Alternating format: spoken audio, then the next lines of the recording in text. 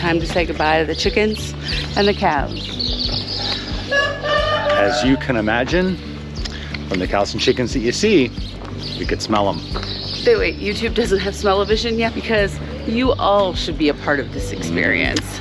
Lucky you for not smelling it. We have been smelling cows all summer long. And sometimes you go, oh, that's pleasant. Sometimes you don't. Sometimes you don't. But first, hola, buenos dias. And sometimes you have a good day and sometimes you have a bad day. Yesterday we had a bad day. Today we're vowing to have a good day. We did rebound last night. Last night turned out to be a pleasant evening. Yeah, we stayed inside and watched Netflix. Sometimes you just gotta keep to yourself. Today we are walking 23 kilometers. We stop first at Overioa, where we then have to make a choice at the Great Divide. We have to make a choice? Do we head to Finisterre or do we head to Muxia? You all already know the answer. You know we're going to Muxia. And you know we already know. So that means we'll be stopping in Dumbria, but for the time being, vamos. Hey, wait, before we go, you can camp here? I can have an RV here? Please. Dang it. Hand in hand, building castles out of sand, reaching for the ground. Hi, Good morning. we've made it about just over 3.5 kilometers. Smell-o-vision still hasn't been invented, but it should be. We are at a choice right now. Brierley lays out 3 choices. This map is showing us 2. The one on the top is the complimentary route. It's 7.9 kilometers. The bottom one, it looks like it goes down and up, but that's not the case. That's a map, not an elevation chart. Yeah, it's not an elevation chart, it's just a map. We kind of contemplated both, but I think we're just gonna go on the original route because there's only a couple kilometers difference and there's nothing in either of our guidebooks that outline any reason why we should go up to the higher one. Well, but the complimentary route follows the green arrows on the ground that way, and we're taking the yellow route this way. Wait for me! It's calling and we must go! Vamos!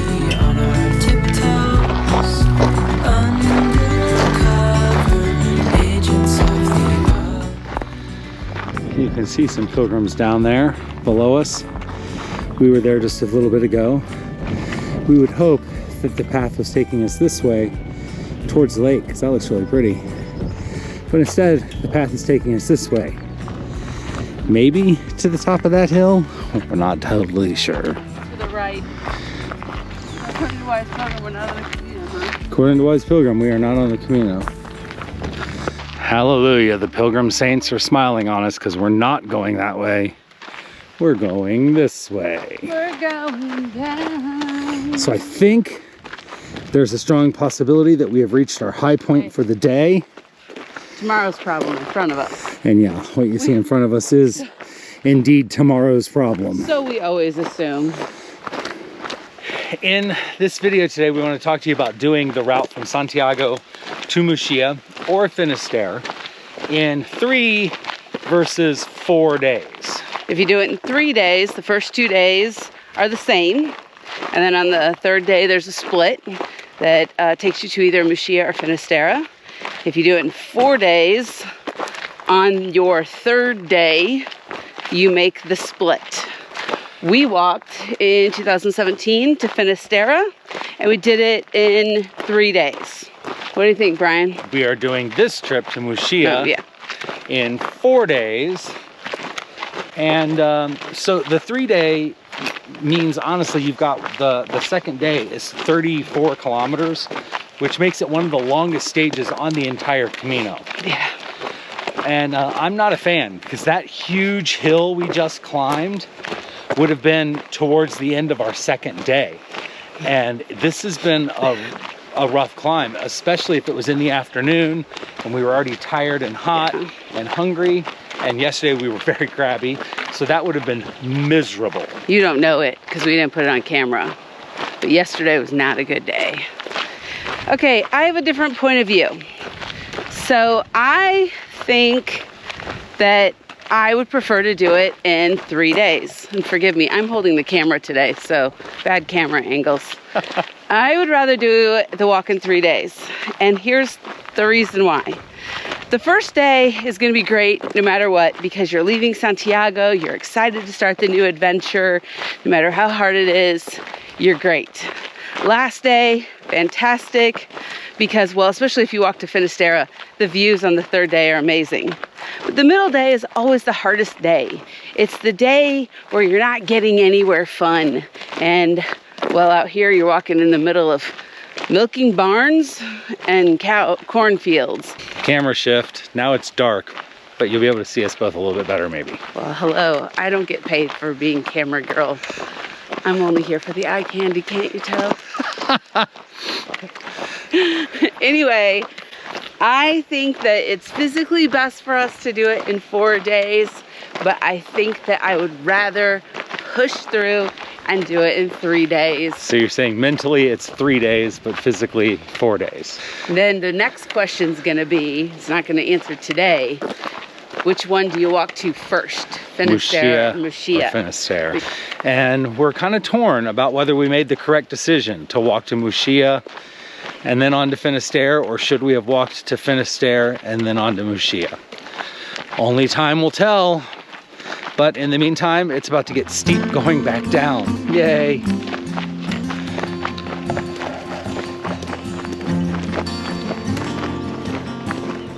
Okay, after walking by yet another milking barn and another cornfield, having breakfast. And some contemplation time. I revised my statement. Oh my God, what is that smell? Oh, wow, my eyes are watering.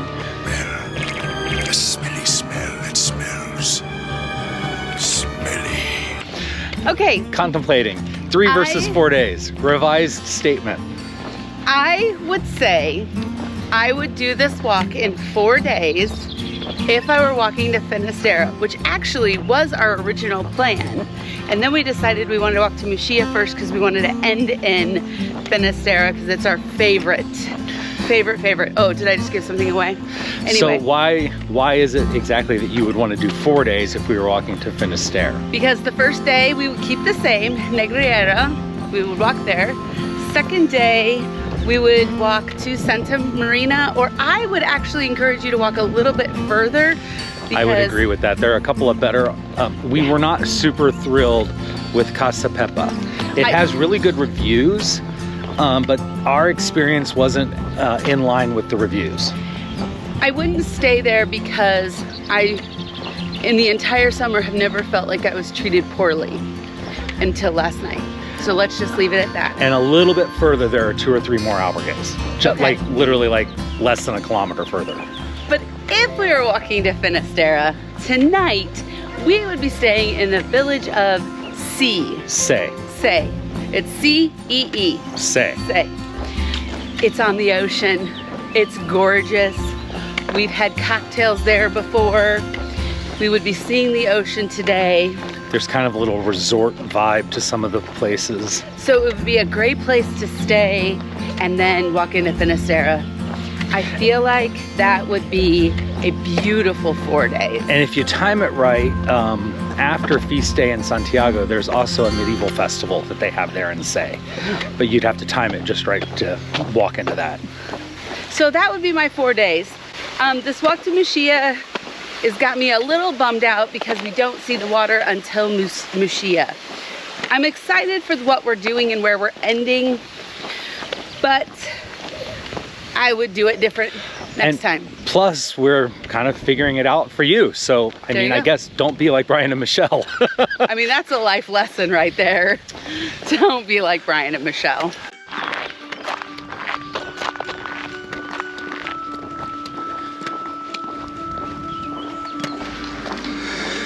We've arrived at Oveiroa, which means it's time for an Aquarius and a snack. If you finish your stage in Oveiroa, this is probably where you're gonna end up staying, right here. Yeah, we stayed here in 2019 And all I can say is I don't remember anything, but when we walked up, I remember the building. And remember that it was a nice lodging. The food Yeah. was good. Yeah. So it's a good stop if you're making the 3-day trek to Muxia or Finisterre. For us, on to Dumbria. Vamos. There are several other really nice accommodations in this village also. And lots of horreos. Uh-oh, we're in Wagner territory. Wagner, or Wagner, is a mythological beast who roams the moors here in this region. Might be part bear, part Sasquatch, part wolf. We're not quite sure. I faced Chingali last year. I'm good.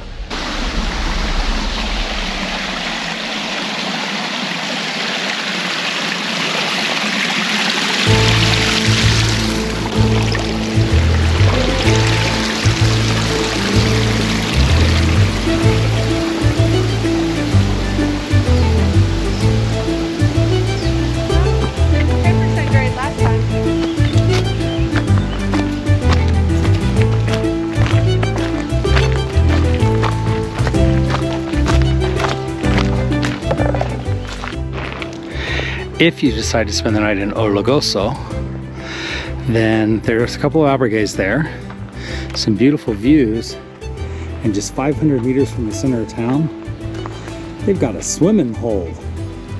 And you are 31 kilometers from Finisterre, which means about 26 kilometers from Muxia.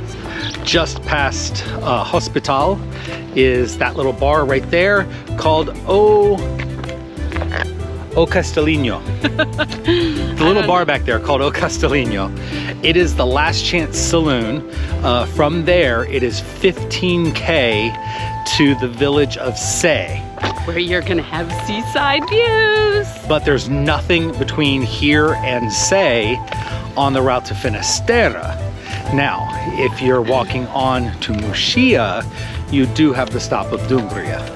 Which is where we're staying tonight because, as you know, we're going to Muxia, and the split is coming up here in just under a kilometer.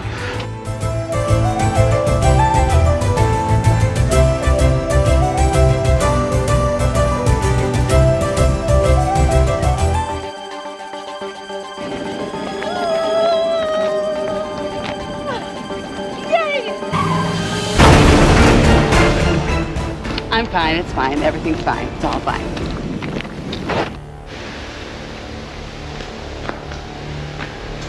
We are staying in our last albergue shared room experience of the entire Camino. And right now there's only like 3 other people in here, so I don't know what kind of shared experience it's gonna be, but we'll see. All Galician municipal albergues have the same setup, and they're all €8 per bed. And they're kind of all ultra modern, a little quirky, a little odd. They have the same basic setup. Here's reception. Doesn't open until 6 p.m. or 8 p.m. Just says on the window, find a free bed, take it, pay when we get here and open. There's like a classroom area. Which is where we think the Wi-Fi might be, but we haven't tried it yet. Now, to get to dinner, there's only one place with a $12 Pilgrim menu and like some pizzas and stuff, and it's like 500 meters away. Yeah, so half a kilometer away. And there's a couple more restaurants in town, but they're all a little further. Have a little salon area, a terrace. There's one handicap dormitory, but it's locked. Here's one bathroom shower, which is the handicap accessible one. So this shower, toilet, sink.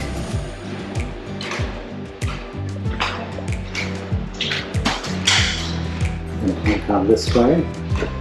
We have a very basic kitchen and menus advertising the closest restaurant.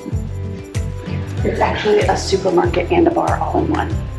But we can get laundry done. Washing machine, €3, dryer, €2. And then there are 3 dorm rooms. Each one has 8 beds, so 24 beds over 3 rooms.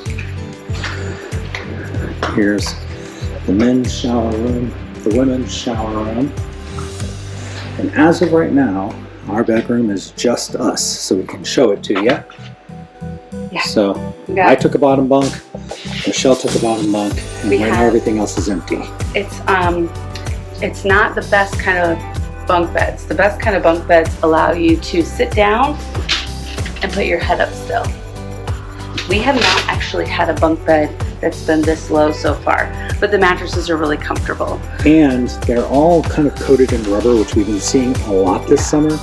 So if you wanted to bring a bag of like Clorox wipes or something like that, like the little portable ones, you could wipe your mattress down if that's something you're worried about. You always get these paper sheets. So one goes on your pillow, one goes on your mattress, and then your sleep liner. We have a sleep liner that zips on both sides. So like since I'm going in on this side, I unzip the side closest to me. There's a link. We'll link it below. It's in our Amazon storefront for these sleep liners. I love them. The last ones we had did not have zippers, and I felt like I was like trying to get in all the time, and it was a mess. Just don't buy them. It's worth the wait for a couple zippers. And then the last thing to show you here is out in the hallway. They've got some little closets where you could keep your backpack if you wanted to. And then there's of course some extra blankets here in case it gets chilly tonight. No air conditioning. And honestly, I don't see heat. So I think if it were wintertime, it would be quite cold here.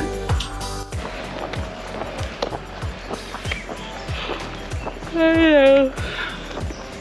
That's how I feel this morning. Hola, buenos dias. Hello and good morning. We are leaving Dumbria. The skies appear to be clearing finally. I'm still yawning. Michelle apparently did not have the best night's sleep. I think that it's important for a budget to have a shared room experience, but I like better sleep with private rooms. Who did you share your room with last night? All the people walking up and down the hallway. So we were alone in an 8-person room. So yes, it could have been worse. But there was automatic lights in the hallway. So anytime somebody walked by, the lights all kicked on. So that woke me up once or twice. At 4:49, because I looked at the clock thinking, God, maybe we've overslept. Some guy yells at his friend, like calling his name. 4:49. Camino pro tip, no talking before 6 a.m. Or coffee. No talkie before 6 a.m. Oh boy. Well, we have 22.9 kilometers to go to get to Muxia this morning. Well, it'll be this afternoon by the time we get there. Yeah. About 60 degrees this morning. Weather looks beautiful. And vamos. Let's go.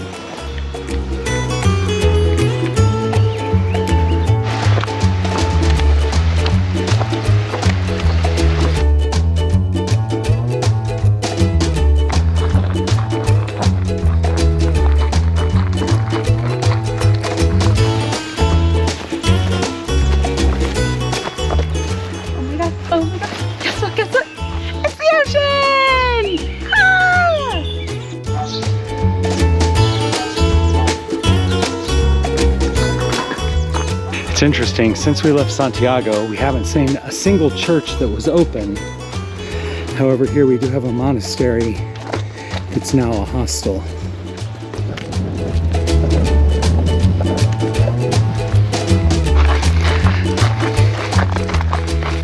We have made it almost, kind of. I mean, there's the entire village in Muxia right there. It's on a little peninsula jutting out into the ocean. Now we just have to follow this trail and figure out how to get down and over to it.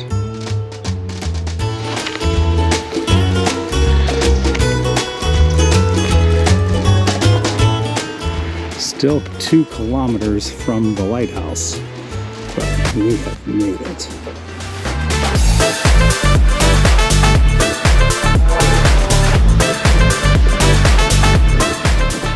We walked here from France. Oh my gosh. We made it. From one end of Spain, northern Spain, to the other. we have walked it. In 5-6 weeks. 39 days of walking. We have 2 more days as we walk to Finisterre. Muxia is known for being a very small, little, quiet fishing village, which is completely true. And a lot of people say the reason they prefer Finisterre is because of the beach. However, change of angle, they have beach too. Look how beautiful that is. But the guidebooks recommend, if you're doing this walk, to walk Santiago to Finisterre to Muxia. I don't know yet. So if I were to do this again, I can say I would walk to Finisterre over walking to Muxia. However, I don't know if once I walk to Finisterre, if I want to walk here. We'll see. We'll see. Let's go find something to drink. Let's do it. So we just came up with a lift. So thankful that there's a lift. Hey, there's even the Wi-Fi password. This is our room. We're in 104. Welcome to our lovely room. What do we got going on here? We've got windows on several walls, but they can't all open at the same time because they're like this, so like they can't all open. And How comfortable? I sunk down into the bed. And then in here, shower. Nothing too exciting. Looks a little small, but that's okay. This is a 3-star pension.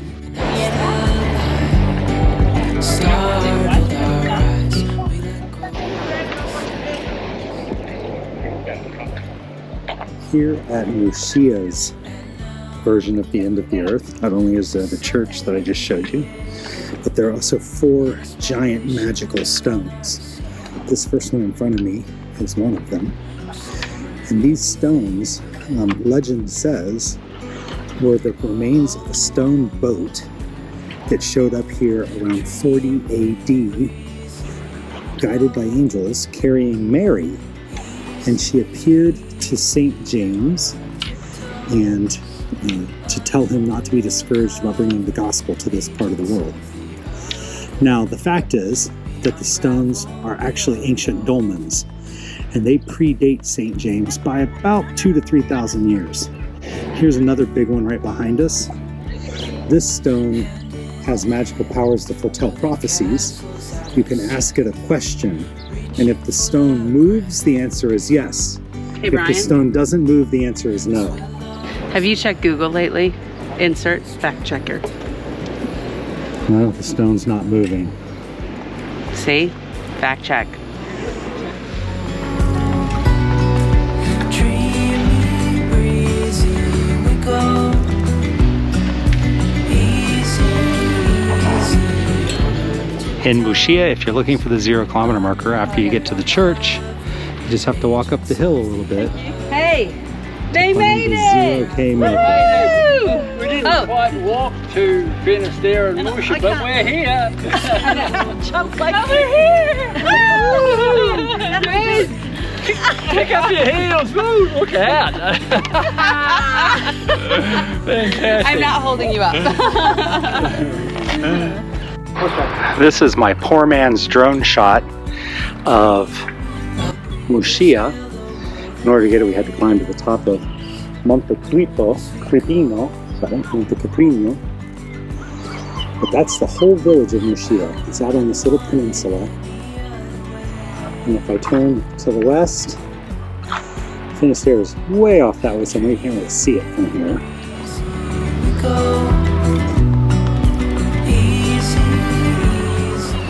If you want to get to the 0 kilometer marker, you start in the village of Muxia, right behind us here. You walk this road past the marina, and it takes you all the way up here, and around the peninsula to the church.